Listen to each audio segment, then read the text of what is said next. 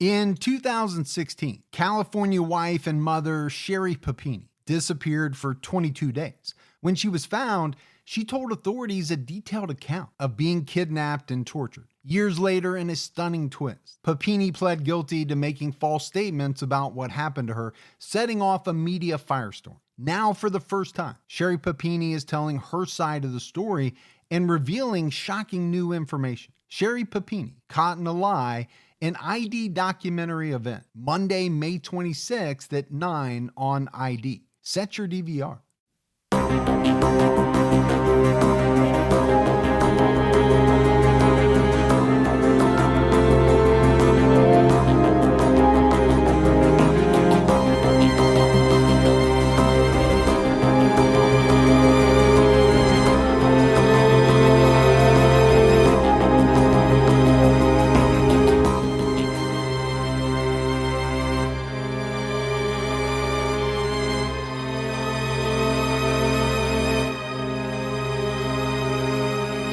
Hello, everyone, and welcome to episode 87 of the True Crime All the Time podcast. I'm Mike Ferguson, and with me, as always, is my partner in true crime, Mike Tanya Dancer Gibson. Gibby, how are you? Hey, man, I'm doing good. Tanya Dancer. We got a lot of mileage out of the Tanya Dancer. Well, you know. That cracked a lot of people up. It is what it is. That you actually thought it was Tanya Dancer. Now I know. But at the same time, we got a lot of people talking about the songs that they thought were X, but turned out, the real lyric was Y. And I that happens to me all the time. There's a lot. Yeah, there are a lot of songs like that, especially when I was younger. Yeah. I mean, still, probably my biggest one was always been Dreamweaver, where I thought it was Jane Weaver. Did you know someone named Jane Weaver? No, I just thought, man, somebody really likes his Jane Weaver. Somebody is writing this song for his love, Jane Weaver. That's right. But it was funny. Yeah, it was good. Now, you had a good birthday. I did have a good birthday. I'm still alive, man. Still kicking. So that's always good. Yeah. I think every morning I wake up and I actually see light. It's good. That is good. So turning 30, though, is probably a big deal for you. Yeah, because I've been turned it now for many years. You've been 29 for like 10 years and you just finally like flipped it to 30. Yeah. And you're feeling better. We have a lot of people writing in. Obviously, a lot of people wishing you a happy birthday like they did for, me a couple weeks ago. Yeah. But a lot of people writing in saying, hey, Gibby, hope you're doing well. Hope you're feeling better. Yeah, I'm feeling better. I mean, I think because you've been milking it for so long. Yeah, I do. People are really concerned. I do. I really, try to play it to my benefit a lot, like, I'm really sore, somebody baby me, please. Or I'm a really tough guy and I just tough it out. I don't know. Let them decide. That's what you normally go with, but it hasn't worked out as much as you talk a big game, but I don't know. We'll see. Gibbs, we got a lot of new Patreon support. Oh, good. We had Joan Lawson. Hey, Joan. Kirsten Wilkie. Thank you. Barry McLaughlin. Renee Jennings. Hey, Renee. Nicole Rooney. Thank you. Melissa. Just Melissa. Hey, and Melissa. That is enough. That's it right there. Georgina Drinkwater. The Drinkwater. I'm loving that name. Yeah. James Lovecraft. Hey, Lovecraft. Caroline Spellman. Like Chris Spellman. That's Spielman. Oh, You're talking about the guy that used to play for the Buckeyes and then played in the the NFL? Yeah. Yeah, that's Chris Spielman. I'm off a little bit. But close enough. Yeah. For you, it's actually very close. That's true. I should get credit. Right there. You do. Yeah. If not partial credit, full credit. Yeah. Kelsey Christensen jumped out at our highest level. Thank you, Kelsey. Mark Engelhard. Hey, Mark. Zoe Kuntz. I like that, Zoe. Mm-hmm. Zoe's a cool name. Yeah. Crystal Lustel Connery. Lustel Connery. Okay. You just did somehow two different accents in the same last name. Yeah. The same hyphenated last name. Well, Lustel, and then you got Connery, like Sean Connery, So she jumped out at our highest level like too. French, Scottish. Yeah. That in no way sounded like either one, but okay. I know what you were going for. I'm working on it. Tracy Bailey. Hey, Tracy. And then Molly Gibson. Hey, Molly. How you doing? You can never have too many Gibsons. Yeah. Got a lot of second cousins out That's there. what I always say. Yeah. And you just said to your second cousin, how you doing? I did. How's my second cousins doing? How many second cousins do you have? Several. And my initials are MG. Her initials are MG. So we have that. So you got that in common. Now, if we go back into the vault, Gibbs, this week we selected Gina Oibunko. Oibunko? Is that what I said? Sounded like it. No. No. I messed that. Yeah. Well, I'm not sure I'm right either. Yeah. But I can almost guarantee you that you are not. Let me hear it one more time. Oibunko. Oibunko Is what I'm going with. Yeah. But, Gina's been a longtime Patreon supporter. Thank you, Gina. We really appreciate that. We appreciate all the new support we get, as well as the people that continue to support month after month. Every one of them. And that goes for PayPal, too. Our PayPal support, has really started to ramp up. Oh, good. We had Joan Lawson. Hey, Joan. Who, in the same week, did Patreon and PayPal. Doubled up. Caleb Paul Jones. Hey, Caleb. Connie Van Onselder. On Von Sator? That's not what I said at all. Oh, hey, Connie. And Gunn Christensen. Really? Yep. That's like a action figure name. Yeah, exactly. Yeah. That's hero type stuff there. I'm picturing, like really fit person. Yeah, but PayPal is great too because, some people do a one-time, some people do a monthly. Yeah. So it's great. Appreciate all that. So we appreciate the new support, the continued support on PayPal as well. All right, Gibbs. At the time that this episode is out, we've got True Crime All the Time Unsolved. We do. We are doing the second and last part of the Elizabeth Short murder, the Black Dahlia. Yes. And, at the end of part one, we had just kind of gotten into why she was called the Black Dahlia by the media. Yeah, we didn't even touch her counterpart, the White Daffodil. Yeah, it's very little known. Yeah. Because you just made it up. But no. But we're going to get into the investigation and yes. the suspects and all that. I think it would be really a lot of information for sure. But next week, there won't be an episode of True Crime All the Time Unsolved. We are putting out our very first Patreon-only episode. Yes. The first of what we believe to be many. Right. That we're hoping. But we get a lot of interest in people wanting to, hear a case that we do for Patreon only. So, yeah, I mean, for being a Patreon member next week, if you are a member, if you're not, join up, and next week you get a TCAT surprise. Yeah, it's a good time to join up. Yeah. For sure. All right, Gibbs, let's get into this episode of True Crime All the Time. Okay. We are talking about Melvin Ignatow. Mr. Roboto. Yep. And this was actually a suggestion by a listener. We get a lot of those. We do. And we get a whole lot. We do. We get a whole lot. We put them on our list. There was something different about them because I usually do like a little bit of research when I get the suggestion.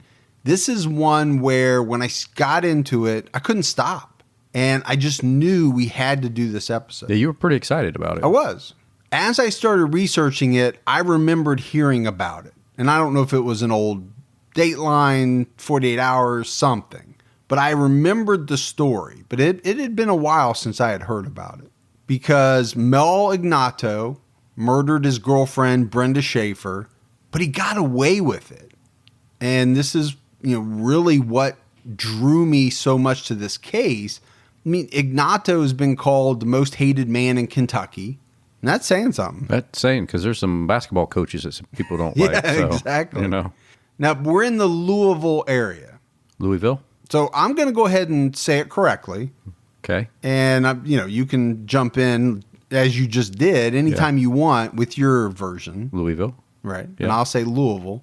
But I want to start this story off talking about the victim in this case.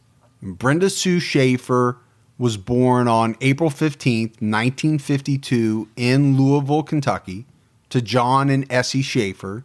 She was raised Catholic, the youngest of 6 kids. And she was an average student in school growing up, described by classmates as friendly, well-liked, but she was introverted. At the age of 16, Brenda met a 19-year-old named Charles Van Pelt.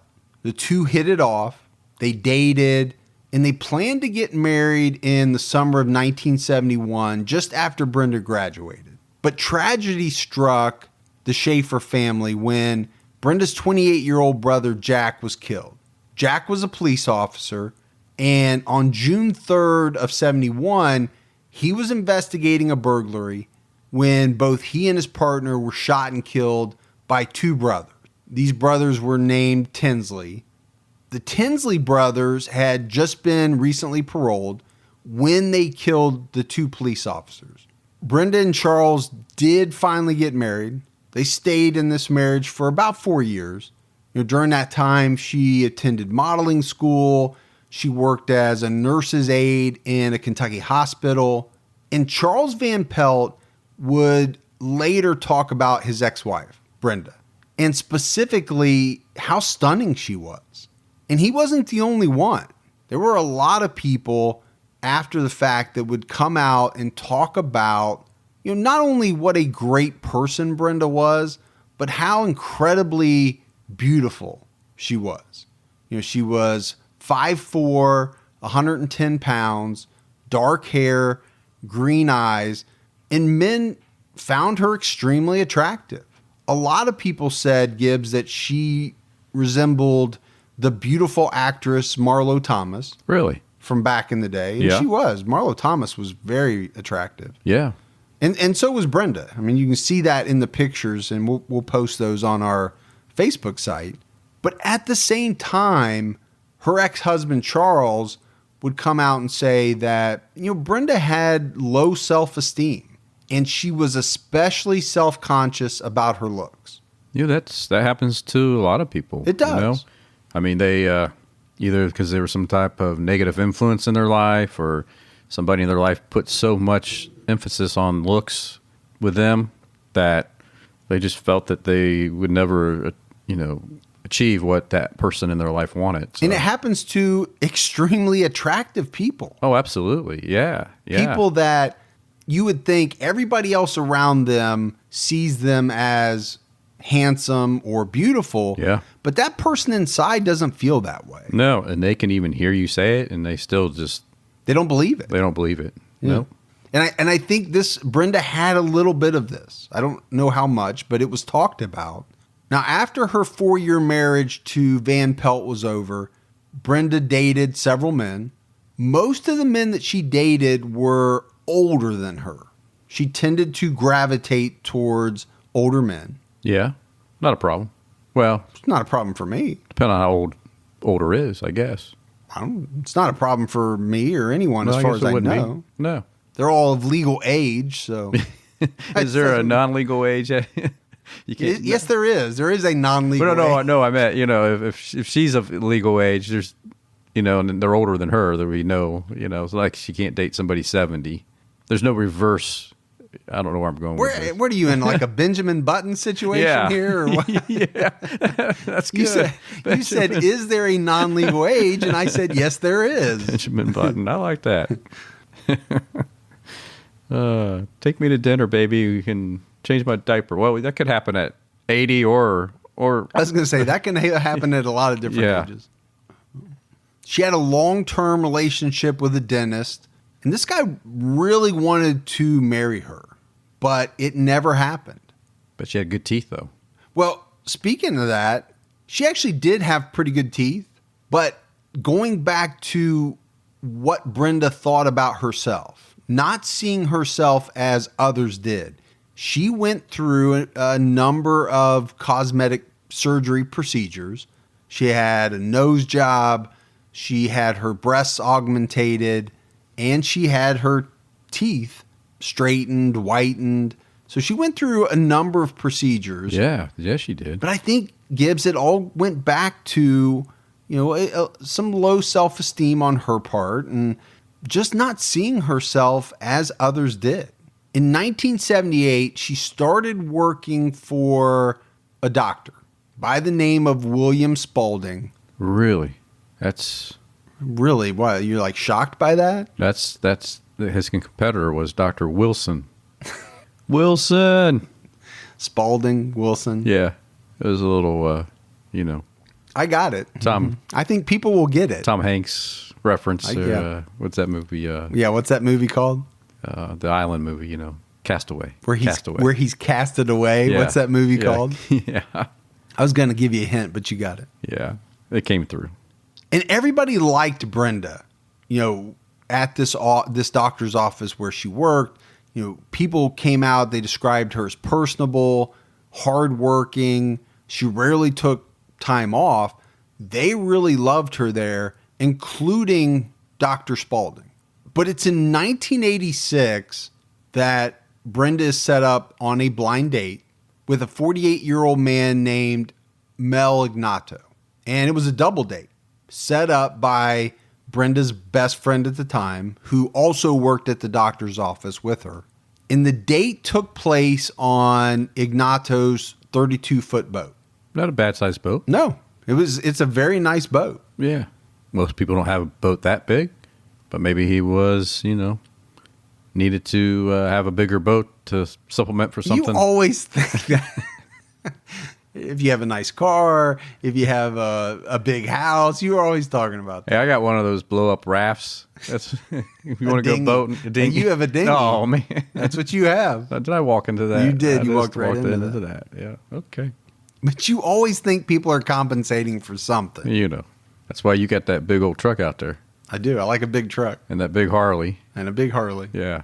But Brenda and Mel were very different. We've talked about it. Brenda was very attractive.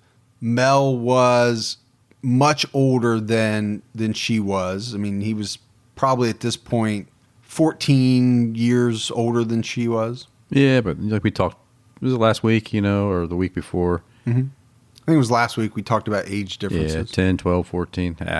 It's not the age here. No. It's when you see the picture of them side by side. Night and day? It's night and day. Mel was not a looker by any stretch of the imagination. And Brenda would even later say to her friends that she was not physically attracted to him.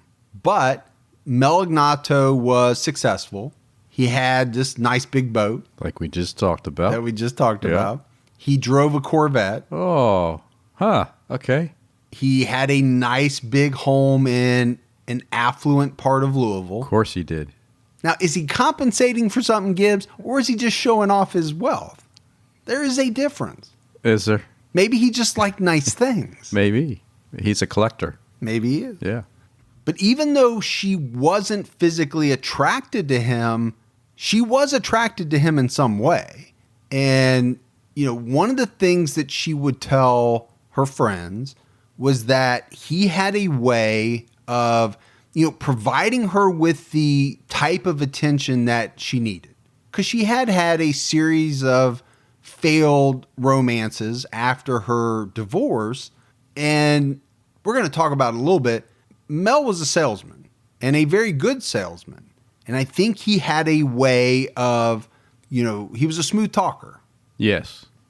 So we'll talk about Mel a little bit, but I'm not going to spend a whole lot of time on him. I wanted to focus on Brenda and her background. We do tend to cover Killer's background in depth. There's not really a ton out there about Mel Ignatow. I don't know how many times he was dropped on his head. I don't know any of that. What I do know is that he was born on March 26, 1938. So again, he was about 14, 15 years older than Brenda. Right. He graduated from high school in 1955, went on to attend the University of Louisville, but dropped out. He never graduated, but he did make something of himself. He became a pretty successful salesman. I would think so. Nice house, sports car, big boat. Big boat. Yeah. So after that first date, Brenda and Mel began a relationship, and he proposed to her on Valentine's Day, 1987, with a 2.3 carat diamond ring. Compensation. Sizable. Yeah. You're saying he's compensating with the ring as well. Yes. You've pegged this guy. 2.3 carat? Come on. That's a big ring. That's like Bugs Bunny size. That's Michael Scott of Dunder Mifflin's 3-year salary rule. Yes. But this relationship between Brenda and Mel was rocky. You know, first of all, they didn't see each other very much, mostly on weekends. They both had very busy schedules. They talked on the phone almost every day. But Ignatow was very controlling of Brenda. It was noted later by folks at the doctor's office that he would call Brenda multiple times a day while she was at work. And when he traveled for business, he would actually schedule calls with her in advance. And if for some reason she failed to answer or she was late getting to the phone, he would blow up at her. Well, he was very organized, clearly, in his professional sales position. And he probably like, hey, on my day runner, it says I'm supposed to call you. You should be there when I call you. Because it's not like they had smartphones back then. So he's probably pulling over some payphone, dialing up, you know. I get that, but I think it goes a little further than that. I think the guy was extremely controlling. Yeah, a little creepy, controlling, sure, for sure, yeah. Over the top. Yeah. I mean, I get being organized and I get, you know, wanting to make the best use of your time possible. I mean, he should have been way like, over that. He called, she couldn't answer, been like, oh, I'm sorry, I missed her call, you know? I mean, so maybe I'll catch her on the next one. No, but he wasn't. No, he would literally blow up at her. It was her fault. She was no good, that type of thing. Yeah. Today's technology, he would hate it because it's so tricky, man. You just don't know what you're looking at, you know, with all the different apps and social media. So he would probably think, look, she's online, message her. She's green. She's green. Yeah, that's the color in it. She's green. Why isn't she messaging me back? And he would drive him insane. Yeah, much easier to kind of keep track of people these days. Yeah, it kind of is, you know. But it also depends on how you handle your phone. You could be on that one app green, and you could be asleep, man, you know. But it looks like you're green. I've had people say, you were up late. I'm like, I was? They're like, well, you were green or whatever. I'm like, I guess I left my app open. That is true. You know, so you never know. True Crime All the Time is sponsored by BetterHelp. You know, folks, therapy can feel like a big investment, but let's think about the state of your mind. It's just as important as your physical health. Traditional in-person therapy can cost anywhere from $100 to $250 per session, which adds up really fast. But with BetterHelp Online Therapy, you can save, on average, up to 50% per session. With BetterHelp, you pay a flat fee for weekly sessions, saving you big on cost and time. And you get quality care at a price that makes sense and can help you with anything from anxiety to everyday stress. Your mental health is worth it, and now it's within reach. I've used the BetterHelp service for years. And I love the fact that, you know, I can connect with a therapist in a comfortable spot in my home on my laptop. With over 30,000 therapists, BetterHelp is the world's largest online therapy platform, having served over 5 million people globally. Your well-being is worth it. Visit BetterHelp.com/TCAT today to get 10% off your first month. That's BetterHelp, HELP.com/TCATT. You know, even the smallest step forward can make a big difference in your financial future. When you open a Chime checking account, you're one step closer to a better financial future with no maintenance fees, fee-free overdraft up to $200, or getting paid up to 2 days early with direct deposit. Making progress has never been easier. I think we've all been in that position where we've had an overdraft. Well, with Chime, you can overdraft up to $200 with no fees. That's amazing. And they have over 50,000 fee-free ATMs. Make progress towards a better financial future with Chime. Open your account in 2 minutes at chime.com/TCAT. That's chime.com/TCATT. Chime feels like progress. Banking services and debit card provided by the Bancorp Bank N.A. or Stride Bank N.A., members FDIC. Spot me eligibility requirements and overdraft limits apply. Fees apply at out-of-network ATMs. MyPay eligibility requirements apply. Credit limits range from $20 to $500. $2 fee applies to get funds instantly. Crime checking account required. Go to chime.com/disclosures for details. The other thing that Brenda would say about Mel was that he had a voracious sex drive. Voracious. Voracious. That's the word of the episode. Is that the word of the episode? Yep. How many times can Gibby say voracious? Probably not many. No. It doesn't come up a lot. No, not really. But his sexual desires were not what most people would term conventional. And Brenda shared with some of her friends that she was not comfortable with a lot of the things that he wanted her to do sexually. So again, big sex drive. He's into, I don't know what type of kinky things he was into, but whatever they were, she didn't share that same interest. She's like, well, hold on there now, buddy. Yeah. I don't think I'm good with that. And on top of that, she confided in friends that he was both verbally and physically abusive to her. So painting a picture of Mel Ignatow here, it's not good. No, I mean, and both terrible, right? I mean, I think it's absolutely terrible if you're physically abusive to anybody, no matter what side of the fence you're on.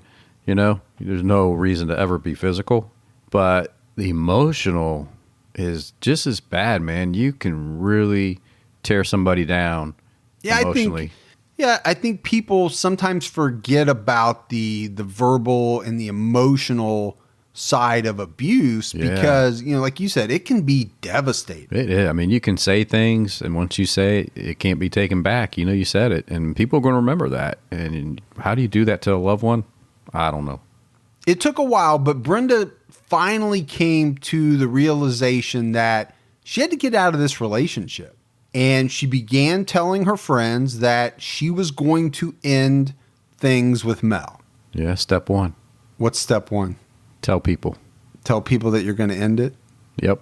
Accountability. How many steps are there in this plan that you have? 3 steps. 3 steps. Okay. It's a 3-step process. 3-step process. We'll get to the other steps later. Yes.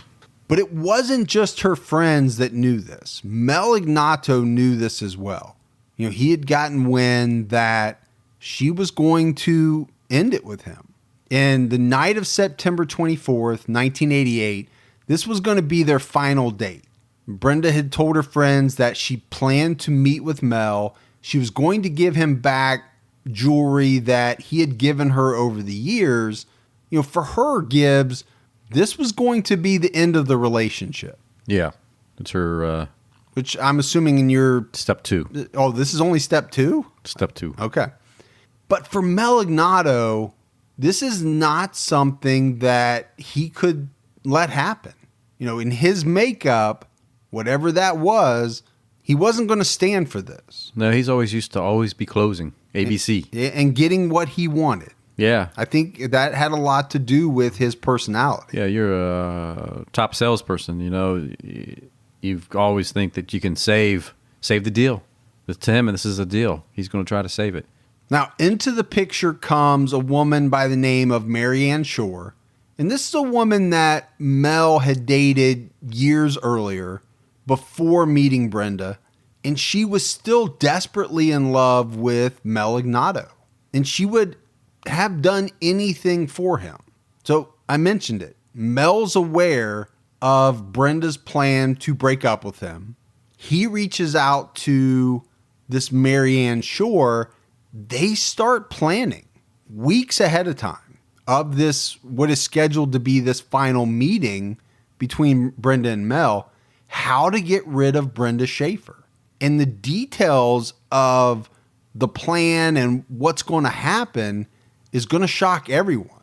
So in the early morning hours of September 25th, 1988, police officer is driving along Interstate 64 when he noticed a white 2-door 1984 Buick Regal on the side of the road.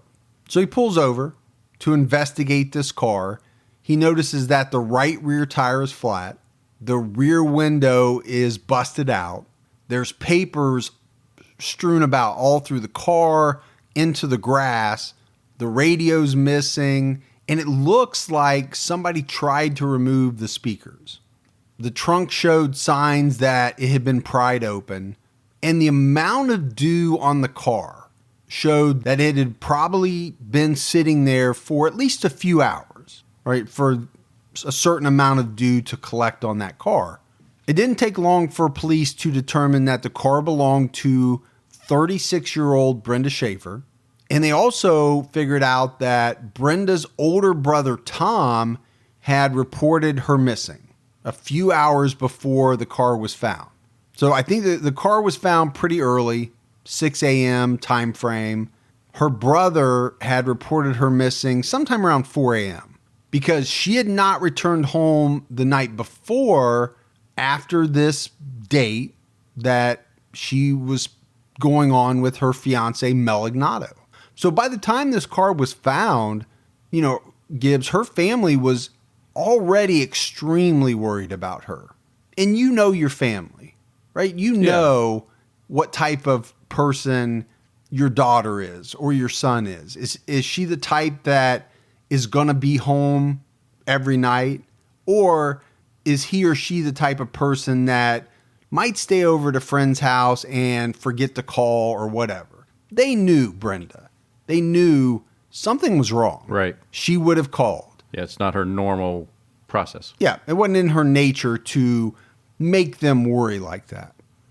Because at the time of her disappearance, Brenda was living with her parents in order to take care of her mother whose health was failing. But Brenda had her own condo. So, this was a choice that she made to be a good daughter, to stay with her parents, take care of them. She didn't have to do that. No, but we know she's that type of person. And I think it goes to show what a loving, caring person Brenda Schaefer was. Police went to the Schaefer house to inform them that they had found her car. And they also interviewed Mel Ignatow. Because Gibbs, he's immediately going to be a prime suspect. Right. He was the last known person to see Brenda.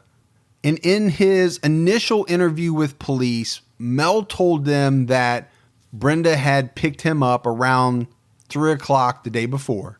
And he explained that his Corvette had a bad tire as the reason why Brenda picked him up instead of him picking Brenda up. Right.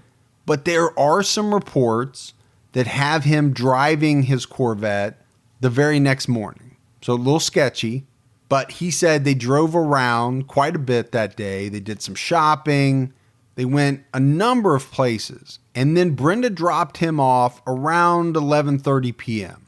He also said that later after that, he went to a Skyline chili restaurant. Okay. And that's a place that you and I know very well. Skyline, baby.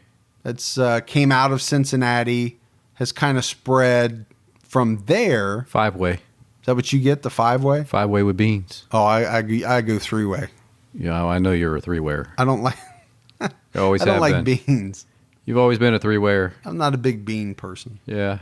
But I do like Skyline a lot. But I think police thought from the beginning, from this very first interview, that Mel had something to do with Brenda's disappearance. Some of the police reports talk about how, they just didn't feel like he was being completely honest. But at the same time, he wasn't giving them anything. Now, eventually, this story is going to hit the media. And when it does, when some of the facts start to come out that Mel was the last person to see Brenda, there's a lot of people in Louisville and even around the state of Kentucky that thought he was involved as well. In January of '89, friends and family put up a $25,000 reward for any information about what happened to Brenda Schaefer. And police would actually interview the Tinsley brothers, right? The individuals that killed Brenda's brother, the police officer, in connection with her disappearance, but they couldn't make any connection. I don't know, Gibbs. I'm sure they probably thought, was it some type of retribution or, right, something like that. But I talked about the media, right? This was a big, big story in Louisville. And Mel Ignatow didn't really shy away from the spotlight. He was willing to talk to the media. In March of '89, he told the local paper that he knew he was the chief suspect in Brenda's disappearance. Okay. But at the same time, he told them he had nothing to do with it. So, I mean, he's just putting the obvious out there. Yeah. You know? I mean, why wouldn't he be the number one suspect, really, at this point? Now, later that month in March, Ignatow received a letter ordering him to send information on the location of Brenda Schaefer's body to a post office box. And the letter goes on to say that if he doesn't do this, he's going to be executed by a gang. Well, this is somebody trying to generate a lead. It is. And it turns out that it was Brenda's boss, the doctor. Oh, yeah. Dr. Spaulding, that sent this letter. And later on, he's going to be convicted of terroristic threatening and receive this whopping fine of $300. Yeah. Well. But like I said, he really liked Brenda. Everybody did. So I get that he did something wrong, but it sounds to me, Gibbs, like he was really trying to get something to happen. And like many others, he thought that Mel Ignatow knew what had happened to Brenda. And he was trying to force the action.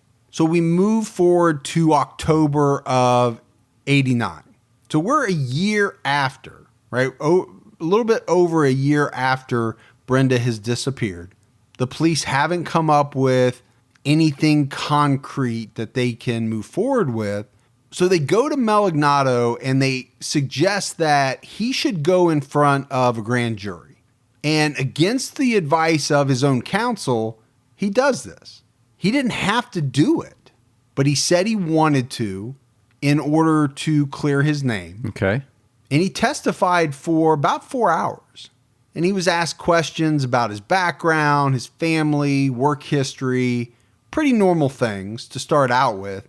Then he started getting questions about Marianne Shore, very pointed questions about, how quickly they began having sex after Brenda's disappearance. And Mel said on the stand that they started having sex around the first part of the year. So according to his testimony, maybe 3 or 4 months after Brenda disappeared. Right. But he also said it was an on and off again kind of thing. But the big question was when the prosecutor asked him, "Did you kill her, Mel?" Obviously referring to Brenda. And Mel Ignatow replied, "No, absolutely not. I did not kill her. I would not have laid a finger on that woman." And this is a big deal in this case, and it's going to come back around later on. But after his testimony, talking about Marianne Shore, police questioned her. And they also asked her to testify in front of the grand jury.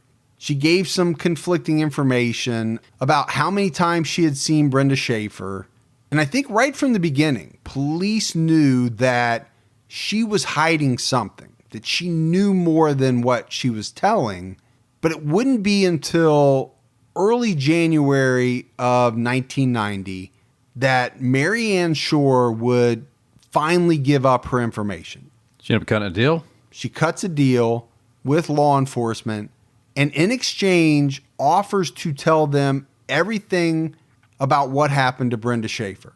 And according to her, Mel Ignatow brought Brenda Schaefer to Marianne's house that night at gunpoint. But again, Gibbs, she tells him they had been planning this for weeks in advance. Mel had given Marianne a list of things to get ahead of time, to have stashed in her house. Mel had dug a grave out behind Marianne's house, well in advance of this night. She even said that they tested the house a couple of days before by having Marianne Shore scream as loud as she could. Yeah. While she was inside of her house. Mel was standing on the outside listening to find out how much he could hear. Wow. She called it scream testing. Yep. Sick. But then she goes into the details of that night, saying that Mel Ignatow forced Brenda to strip, bound and gagged her, and then tied her to a coffee table in the house. He raped and sodomized Brenda while Marianne Shore took pictures. Marianne said that later Mel took Brenda into the bedroom, threw her on the bed, and killed her by holding chloroform over her mouth. And then after she was dead, they put her body in a trash bag, took it out behind Shore's rented house, and buried it in the hole that they had dug earlier. And when he left, Mel took the film from the camera as well as Brenda's jewelry with him. So this was brutal. This was a brutal night for Brenda Schaefer. Yeah, absolutely it was. Tortured, sexually assaulted, ultimately murdered. Yeah. But the police are a little bit leery about this confession from Marianne. So they want her to take them to where Brenda's body had been buried. But at the same time, they want to arrest Mel Ignatow. I mean, they had wanted to for a long time, right? They just didn't have anything in the way of evidence to do it. Now they have some, but they want more.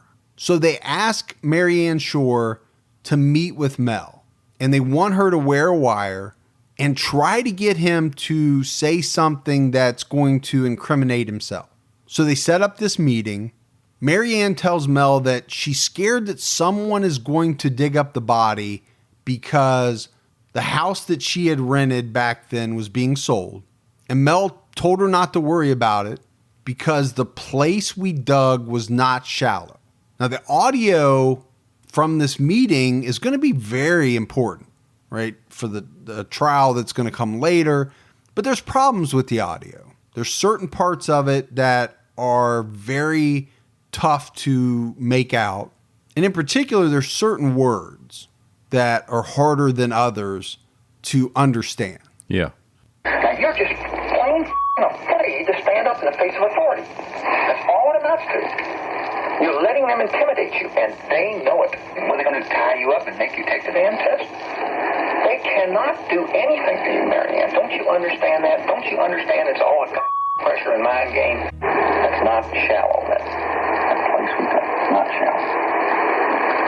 So, don't let it get you rattled.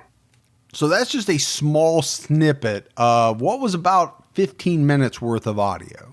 But what to me is that the last part, Gibbs, I clearly heard the word Doug. Yeah. But it's going to come into question as we move into this trial. But this was enough to convince police, and they arrested Mel Ignatow. And after the arrest, the police searched his house. They sent a number of items off to the crime lab, including a camera with film inside it. But there is not going to be much of anything in the way of physical evidence that was collected at his house. And this camera with the film, it's not the film of the pictures that Marianne Shore took that night, right? If it was, that would have been a slam dunk. You know, my wife and I do a lot of shopping online, and we always use Rakuten. Rakuten is the smartest way to save money when you shop because you earn cash back at over 3,500 stores. We're talking fashion, beauty, electronics, home essentials, travel, dining, concert tickets, and more. Your favorite stores like Macy's, Nike, Sephora, Dyson, and Lowe's. And that's just to name a few. Pay Rakuten to send them shoppers. And Rakuten then passes on a part of that payment to its members as cashback. Cashback is deposited directly into your PayPal account, or Rakuten can send you a check. You can even maximize your savings by stacking cash back on top of other deals, like store sales and coupons. You're already shopping at your favorite stores. Why not save while you're doing it? It really is a no-brainer. Membership is free, and it's easy to sign up. Get the Rakuten app now and join the 17 million members who are already saving. Cashback rates change daily. See Rakuten.com for details. That's Rakuten. Your cash back really adds up. Hey folks, see if you've ever had this problem. You're trying to eat a little healthier, but you're in the grocery store aisle, you're looking at packaging, nutrition labels, and they're so confusing, you don't know what's good for you and what's not. Well, this is why I love Thrive Market, my go-to online grocery store for getting all of my healthy essentials delivered, and I don't even have to leave my couch. Finding better options for the whole family is easy with Thrive Market's Healthy Swap Scanner. Just scan a product and it instantly recommends healthier swaps. This is how my wife and I found our new favorite snack, IQ bars. Sometimes I eat one in the morning with my coffee, sometimes just later on in between meals. They also have so many on-site filters that make it simple to shop by the needs of everyone in the family. Maybe you have someone who needs gluten-free food, somebody that has a peanut allergy. Well, no more scouring ingredient labels when you can just filter it all on Thrive Market. My wife and I often use the high protein filter to stock up on things like Sieti chips. Ready to make the switch? Go to thrivemarket.com/TCAT for 30% off your first order, plus a free $60 gift. That's THRIVE market.com/TCATT, thrivemarket.com/TCAT. It took a couple of days to locate and exhume Brenda's body. I actually had to bring in, some canines. Even though Mary Ann told them where it was, they had a hard time finding it. But they finally did find Brenda's body, and it was exactly where Mary Ann Shore said it was buried. The autopsy would later show that Brenda had been abused, but her body was so badly decomposed. Because you have to figure, Gibbs, this is about a year and a half after her disappearance. Yeah, it's a lot of time for, decay and things like that to set in. So even in that environment, right? I mean, Louisville area, it gets freezing temperatures and... When the body's buried. Which does make a difference. Yeah, depending on how far he went down, if he went down below the frost line and things like that. But it's still not going to keep a body from decomposing. No, not in this area. And police didn't find any usable DNA evidence. So Mel Ignatow's bail was set at $500,000, but it would be 2 years before his trial would start in December of 1991. And Mary Ann Shore was a big reason for this delay because she developed facial paralysis caused by Bell's palsy in 1990 that prevented her from testifying. She actually tried. She tried to testify and couldn't get the words out. Wow. So they had no choice but to delay the trial. But her condition did get better in 1991. And she was able to testify at a pretrial hearing. By this time, she had married, and she was using the name Mary Ann Shore in Low. It's kind of a mouthful. It is. And just before Mel's trial started, Mary Ann pleaded guilty to tampering with physical evidence after Brenda Schaefer was killed. So this was the deal that she struck, right, for her testimony, for telling the authorities exactly what happened that night. They only charged her with evidence tampering. But there was so much media coverage of this case in Louisville that the judge had no choice but to move the trial. And it was moved to Covington, Kentucky, very close to Cincinnati. Actually, not very far from us, Gibbs. Right, pretty close. Covington's what, an hour away? Give or take? Yeah, basically where you were this morning. Yeah, you're right. The Cincinnati airport is actually in Covington, Kentucky, which is kind of strange. It is.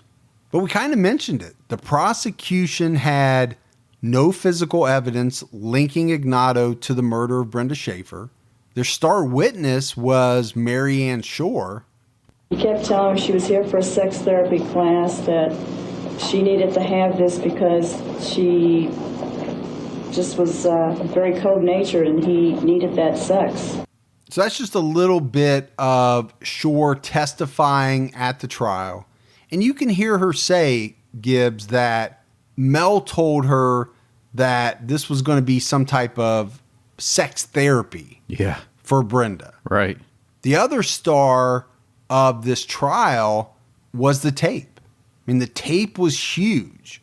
Mary Ann Shore speaking with Mel before he was arrested.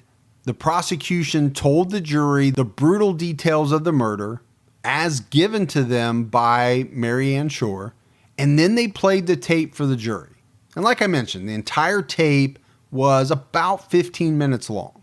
The defense countered with the lack of physical evidence linking Mel to the murder. They talked about Dr. William Spaulding, Brenda's employer, as someone who could have committed this murder. And they tore into the credibility of Mary Ann as a witness, saying that she could have killed Brenda out of jealousy. Could have. Because she was in love with Mel Ignatow. And they hammered the FBI tape. They spent a lot of time trying to combat this taped conversation. In particular, the part that we heard where they said the word was either Doug or got. Now, to me, I heard Doug. And that was not, they probably even had a better version of the tape, I don't know, than what we had. There was another part in the conversation that I don't have a clip for, but where the defense was arguing about whether a particular word was sight or safe. Now, on December 21st, 1991, after 6 hours of deliberation, the jury acquitted Mel Ignatow of all charges. And I think everyone in Louisville was shocked. I truly believe, Gibbs, that the entire town, and probably a much bigger radius than that, was convinced that Mel Ignatow had murdered Brenda Schaefer. One juror said afterwards, the reason he was found not guilty was there was not one shred of evidence that connected him to the crime. Nothing. We don't know if Mel did it or not. What we do know is there's no proof of it. And they talked about the fact that Mary Ann did not make for a very good witness for the prosecution. There was talk about the way she was dressed, the way that, she spoke, the way that she carried herself. I guess she just wasn't very believable. But probably the biggest thing was the tape. And we said the audio was not great. There were a couple of words that the jury had a hard time deciding on. Now, you heard in the clip Ignatow saying that the place they dug was not shallow. I mean, I heard dug. But what you didn't hear is there's another part of the tape after that where he says, besides, that one area right by where that site is does not have any trees by it. There you go. And it's the word site that the jury really had trouble with. They listened to this tape over and over, and some of them thought it was sight. Some of them thought it was the word safe. So you have some jurors thinking they're talking about digging a hole and burying a safe. And again, they couldn't decide on whether Ignatow had said the word dug or got in another part of the tape. But they acquitted him. And Mel Ignatow was set free the very next day. He had spent 2 years in jail, right? Awaiting trial, going through trial. Now, for her part, after making the deal, Mary Ann received a 5-year sentence on the evidence tampering charge. So you have Mel Ignatow goes free. Mary Ann's going to do 5 years. That's where we're at right now. But Mel's freedom is not going to last long.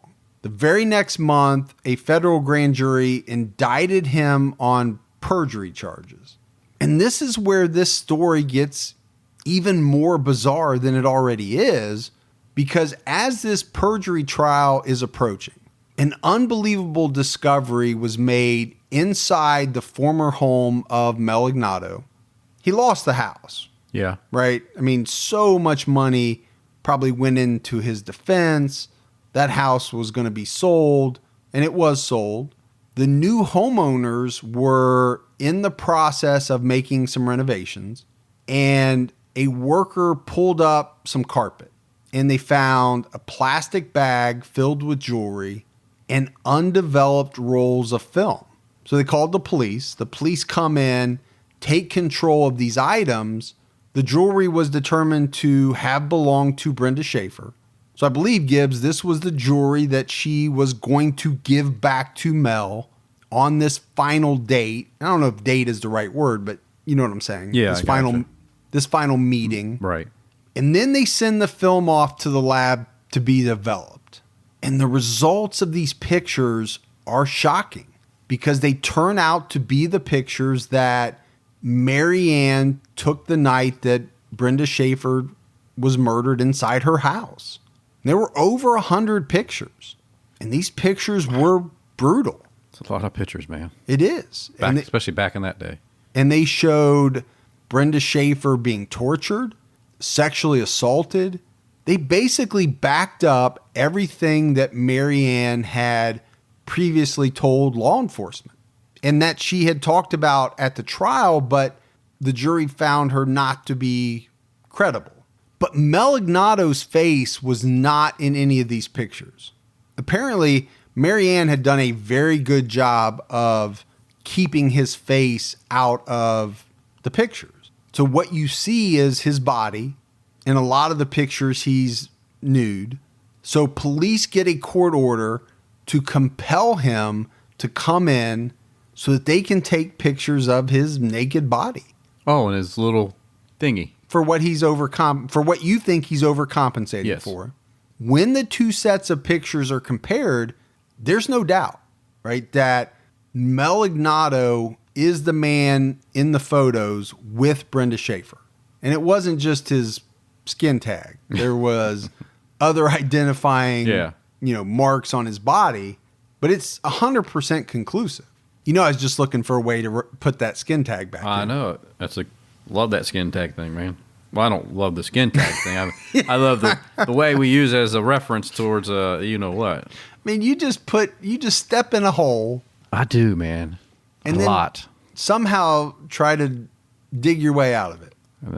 I'm like standing there to the waist in the hole, and I'm still talking, trying to get out of it, and collecting sand and dirt in my mouth. Quicksand. Yeah. People like you just keep shoveling it while my mouth is wide open, while I'm talking. It's like Cool Hand Luke, He digs the hole. You always go back to Cool Hand Luke. I know. Digging that hole. But what you don't realize is it's a dastardly plan on my part to set you up to step in that hole. As always. Yes. But you have to ask the question, Gibbs, why would Mel Ignatow keep what is unbelievably incriminating evidence? Why do they keep anything they do? Well, right. And Roy Hazelwood, famed special agent at the FBI's Behavioral Science Unit, he was called in. He consulted on this case a little bit, and he said that it was no surprise to him. He said Mel Ignatow's actions represented a textbook case of the sexually sadistic criminal, an individual who becomes sexually aroused by his victim's suffering. And he said sexual sadists love to keep records of their activities. And we know that from the research that we've done and some of the cases that we've profiled. I guess the desire to keep these trophies or to have something to relive is just too powerful for some of these people. Because, you think about it logically, you should get rid of that stuff. Exactly. Right so away. that it would never be found. But they can't do it. There's something in their brain that's telling them, I need these things. Right. I want to relive these horrible things that I've done, and in a lot of cases, get sexual gratification from it. And it's just the next day, October 2nd, 1992, Mel Ignatow is in court and pleaded guilty to the perjury charges and also confessed to murdering Brenda Schaefer in front of a federal judge. And in court, Ignatow said, on September 24th, 1988, I did take Brenda Sue Schaefer over to Mary Ann Shore's house, and I did physically and sexually abuse her, and I did murder her. Mary Ann Shore participated in these acts. We together buried her body back behind the house. But then Ignatow turns to the family of Brenda Schaefer and says, I assume total responsibility for what I did. I know what I did was wrong and horrible. There are reasons, but there are no excuses. I want to say to Brenda's family that I am very sorry this happened. I know all the pain and suffering I have caused you. I have felt it myself. So I've got to break this down a little bit. He says there are reasons for what he did. Yeah. But there's no excuses. So he knows why he did it. Right. But at the same time, he's saying he knows it was wrong. I mean, why even say anything at all at that point? I know. And then he talks about, I've caused you all so much pain. I felt it myself. Well, who cares about the pain that you felt? You're the one that caused the whole damn thing. Yeah. These kind of things always get to me. What these people say when they're addressing the family. It's almost like a backhanded compliment. Yeah. You know how backhanded compliment works? Yeah. It's almost like they're saying, I'm sorry, but. Mm-hmm. There's a but to it. Yeah, that's and not it's the but part that gets me. Yeah. That's not when you put a but in anything. No, you just say, I'm sorry. I mean, it's not going to change the fact, but they can't stop at that. They have to add something stupid with it. And then you have to think about the jurors in the original trial. They felt regret. A lot of them expressed both regret and relief after Ignatow confessed. Regret that they had not been able to put him away the first time, but relief that some amount of justice was served. But they still stuck to their original belief that there simply was not enough evidence in that trial of guilt to convict Mel Ignatow. I mean, because obviously, Gibbs, if they'd have had those pictures, that would have sealed his fate at the trial. Absolutely. But they didn't have all that. Now, after the fact, it turns out that everything that Mary Ann Shore said was correct, but at the time, they were having to weigh that. Ignatow was sentenced to 8 years on the federal perjury conviction. He would end up serving 5. So you have to go back and look at his decision that he made to testify in front of a grand jury in 1989. In that testimony, he said that he did not kill Brenda Schaefer. Well, obviously, that was proven to be a lie. Right. And he served time on the perjury conviction. But he didn't have to testify. So if he never testifies, they don't have anything to charge him with. But that wasn't the only perjuring that Mel Ignatow did. So we talked about the incident with Dr. Spaulding, who mailed that threatening letter to Mel after Brenda disappeared.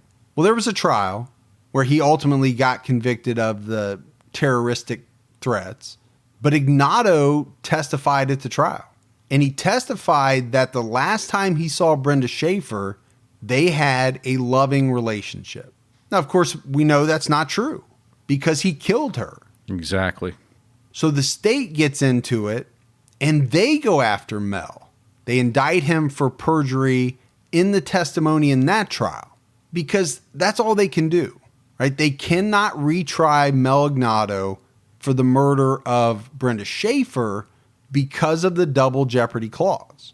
The double jeopardy clause is in the Fifth Amendment to the U.S. Constitution, and it says that no person shall be subject for the same offense to be twice put in jeopardy of life or limb. So in short, you can't try somebody for something that they've already been acquitted of. Now, there are a lot of exceptions to this double jeopardy clause that I don't want to go into all of them. Right. But in this case, there was nothing that they could do to Mel Ignatow for murdering Brenda Schaefer because he had been acquitted by a jury. But if you're the state and there's a way to go after him, you're going to do it. And you should.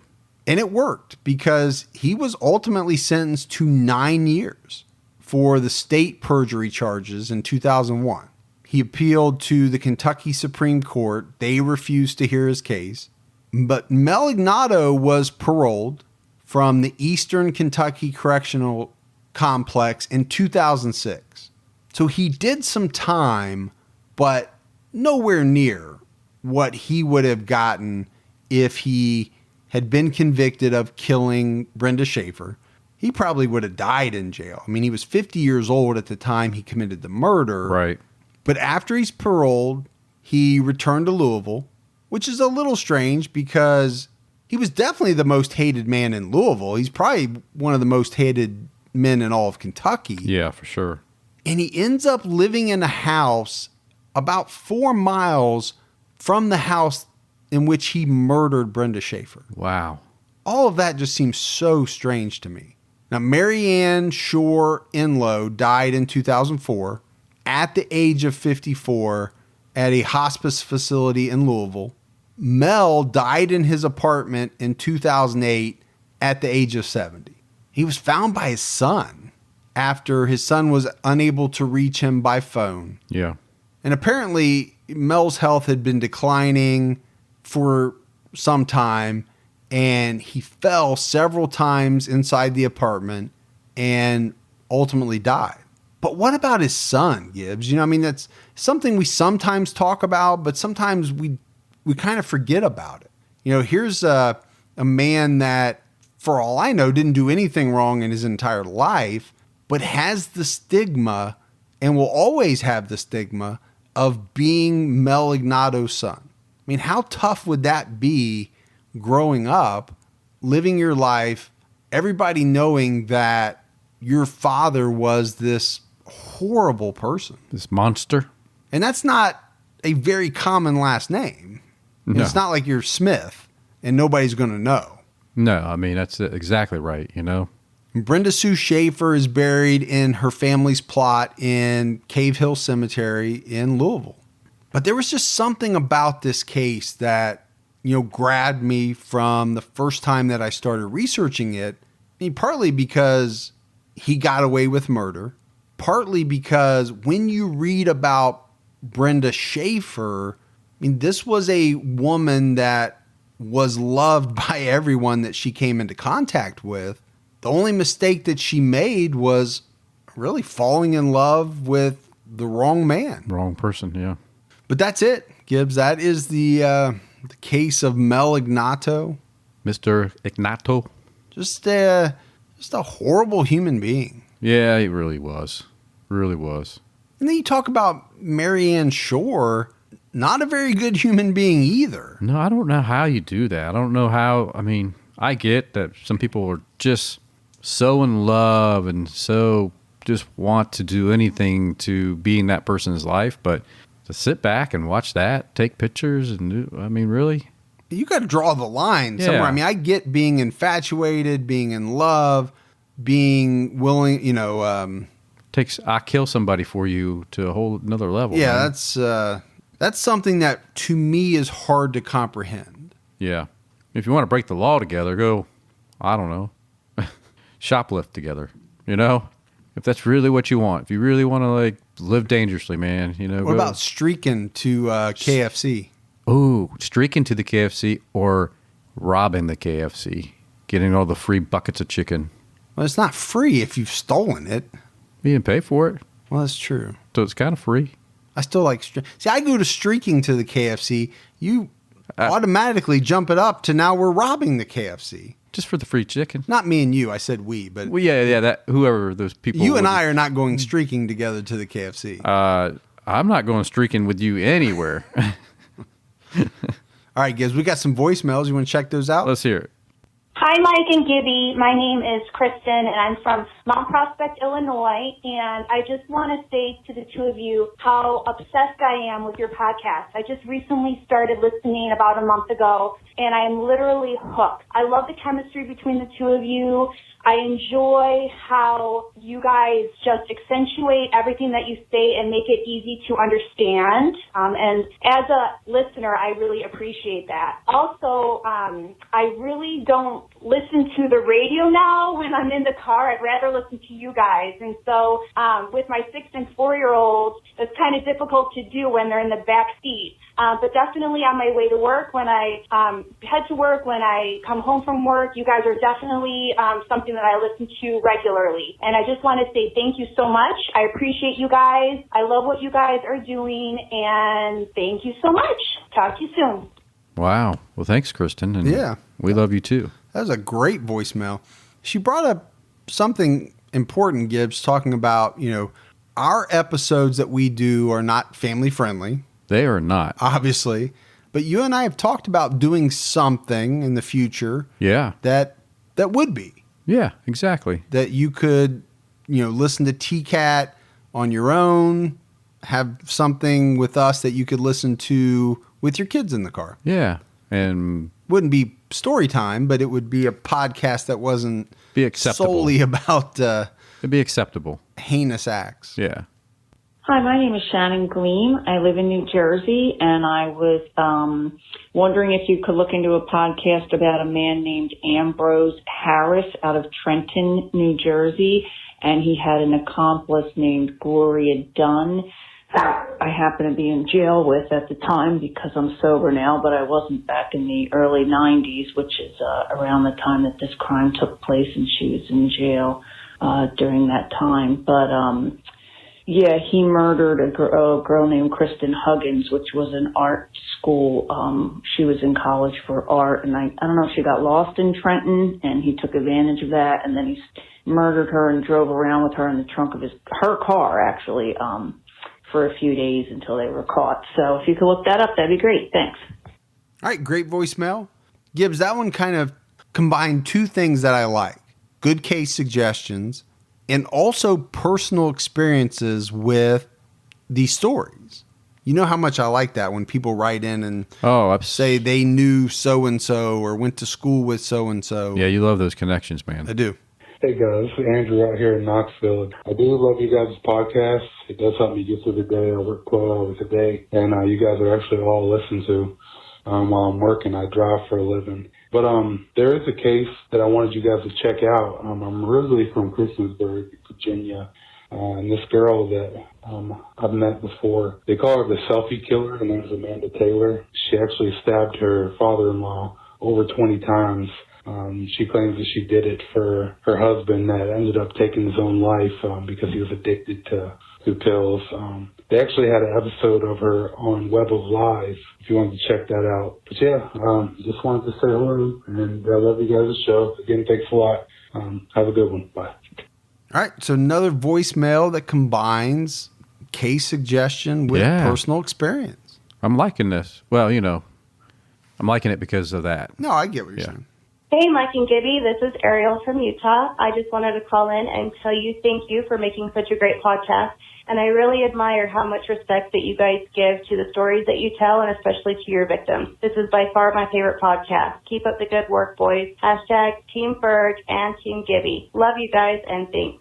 Wow, that's a great voicemail from Ariel. Straight to the point. Makes us feel good. Yeah, it does. Appreciate it. Well, I loved it. All right, Gibbs, we got to go to the mailbag. Mailbag. You should have like a, how you go back in the vault? You should have like a mailbag noise or a postal guy saying something, or you've got mail. Or just use that. Just use it. You got mail. So we had Jamie Bearden, who just got married. So congratulations. Sent us a huge box of spices. Really? From her favorite spice company. Cool. For summer grilling. Yeah. So, I mean, there's a mess of stuff in this box, too, for us. Well, I appreciate that. Thank you so awesome. much. Janet Harp sent me a couple of chips from Texas. Aw. And she sent you a very cool Luckenbach, Texas magnet. I see that right here in front of me. Because in her words, she thinks you should start collecting magnets from all over the world. So this will be my Luckenbach, Texas, established in 1849. That's the first magnet right there. That's the first of what could be many. We don't know. Could be, who knows. Terry Tokovich sent 3 chips from my favorite place to say, Regina, Saskatchewan. Regina. That's cool, though. Appreciate that. Tisha Wells sent a couple of chips from California. Hey, Tisha. Although in the letter, she says she's definitely Team Gibby. Well, that's why I just said. Mm-hmm. And I could have left that out, but I didn't. She would have messaged me and said, hey. Fergie didn't tell you. He didn't tell you, but I appreciate that. And Josh Kuzma sent in a couple of chips from Pennsylvania. Oh, that's cool. Yep. Yeah. So appreciate all that. So Patreon winner of the month, Gibbs, for June. Yeah. We selected it. I sent an email out, but I've not gotten a response yet. Oh. So I may have to go on to the next person, and then if that person comes back, they'll get for July. Okay. So I'll announce it next week. Okay, good. But that's it. That is it for another episode of True Crime All the Time. So for Mike and Gibby, stay safe and keep your own time ticking.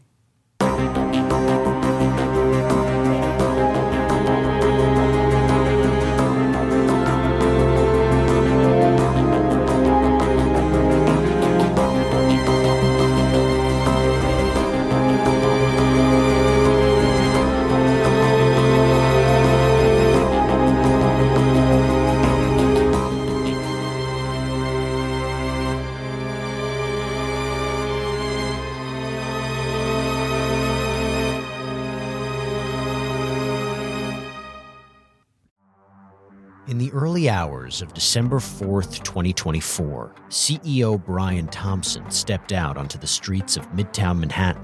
This assailant pulls out a weapon and starts firing at him. We're talking about the CEO of the biggest private health insurance corporation in the world.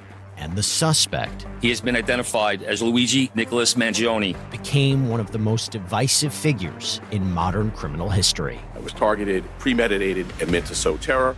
I'm Jesse Weber, host of Luigi, produced by Law and Crime and Twist. This is more than a true crime investigation. We explore a uniquely American moment that could change the country forever. He's awoken the people to a true issue. Finally, maybe this would lead rich and powerful people to acknowledge the barbaric nature of our healthcare system. Listen to Law and Crime's Luigi exclusively on Wondery Plus. You can join Wondery Plus in the Wondery app, Spotify, or Apple Podcasts.